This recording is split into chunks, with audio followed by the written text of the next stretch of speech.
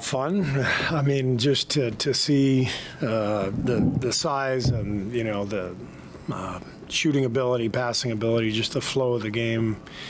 Yeah, what an addition he is. And as I said before the game, we can play him with anybody. We played him with Quentin Post in the last, I think, 4 minutes of the second quarter. We went on a huge run. So he fits any lineup, makes every lineup better. We're lucky to have him. Steve, it looked like Al's activity level was off the charts for what you were supposed to expect from a guy of his age. But he came out there and he was just a 3 points, but he was all over the court. Is that just what you've seen in practice and so forth? Yeah. I mean, it's more a sign of his basketball IQ than it is like him, flying around trying to impress anybody. He's just always in the right spot. You saw those, I think he had a couple block shots, and both of them, he just three. The two that I remember, he just, rotated over perfectly, recognized the late shot clock, knew exactly where he was, what he needed to do. So it's a guy who's been around for a long time and has seen everything, and the game comes very naturally to him. Steve, Jonathan Mingan had 4 assists, 6 rebounds. Didn't look like he was really trying to score. I was wondering, was that a point of emphasis today? No. What did you make of his game overall? I thought he played well. He obviously missed the first couple of days of practice, so he was a little bit behind on some of the stuff we were doing. But I thought J.K. played well. Made a couple of great passes in transition. That second and third quarter, the game really flowed for us. And our transition spacing, which we've been working on all week, was great. And so that was the best part of the game, those 2 quarters. And I liked some of the plays that J.K. made during those stretches. You went with the smaller lineup to start, and you kind of, like you said, Yeah. out in different lineups. Where are you at on, like, I know you're trying to pull stuff out. Where are you at on if you want to start big with Al or potentially go with the small?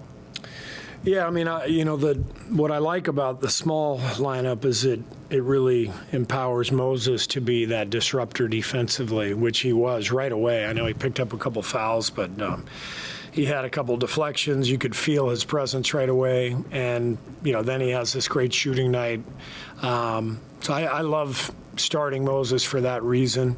I also love starting Brandon because he connects the game for us. I think he was another plus 16 tonight. That lineup was fantastic for us last year. So we need to play it at some point in the game. It doesn't mean that Draymond's going to be logging heavy minutes at the 5 because we came off the bench with 3 centers tonight. So if we start that way, it still allows Draymond to get off of the big hulking centers as the game goes on. And so I'm confident that we can play that lineup. Whether we start it or not, I don't know, but I'm confident that we need to play it because it was so good last year, and you can see why.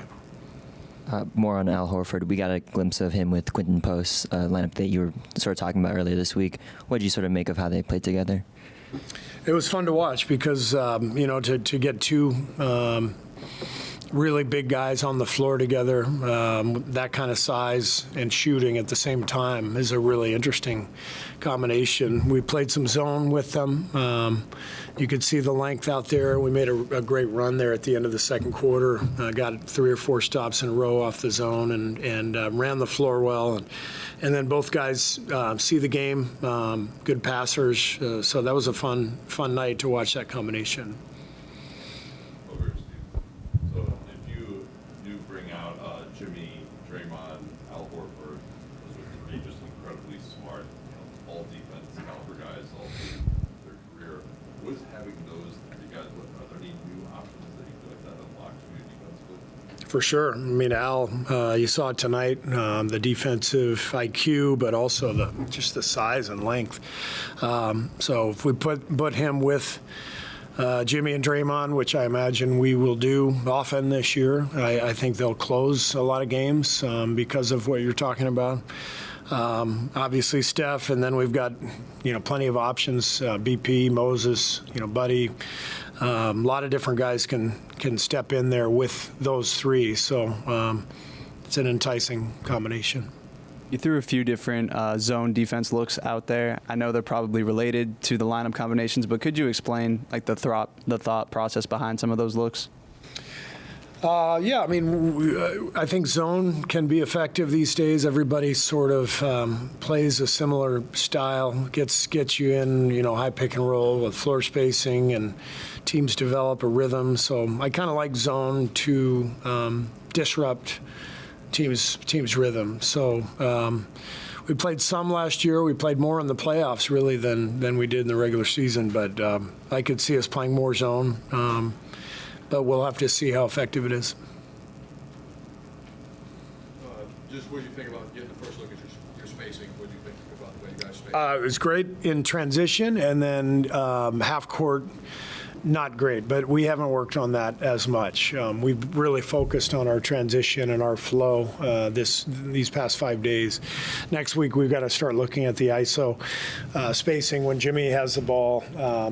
Last year we got really good with that right away, but we haven't emphasized it at all this week. So we need to emphasize it next week, get guys to space so that Jimmy has enough room to go to work and find the open shooter.